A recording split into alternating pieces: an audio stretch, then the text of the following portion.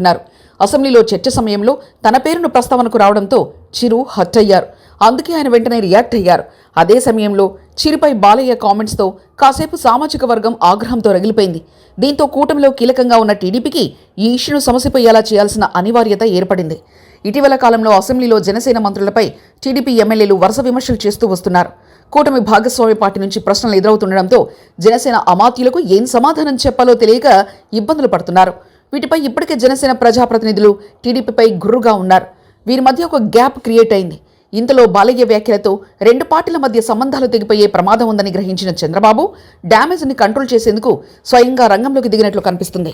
ఎక్కడ నెగ్గాలో కాదు, ఎక్కడ తగ్గాలో కూడా చంద్రబాబుకు బాగా తెలుసు. అందుకు తగ్గట్టుగా ఓ స్టెప్ దిగొచ్చారు. వైరల్ ఫీవర్తో ఇబ్బంది పడుతున్న డిప్యూటీ సీఎం పవన్ కళ్యాణ్ను పరామర్శించి పనిలో పనిగా అన్ని అంశాలపై డిస్కస్ చేసినట్లు సమాచారం. అయితే బయటకు మాత్రం జీఎస్టీ సంస్కరణలు, అక్టోబర్ 16న ప్రధాని మోదీ శ్రీశైల పర్యటన వంటి అంశాలపై చర్చించినట్లు చెప్పుకొచ్చారు. వాస్తవానికి మాత్రం రాజకీయ పరిస్థితులు, బాలయ్య వ్యాఖ్యలపై కూడా చర్చించినట్లు ఆ పార్టీలో గుసగుసలు వినిపిస్తున్నాయి.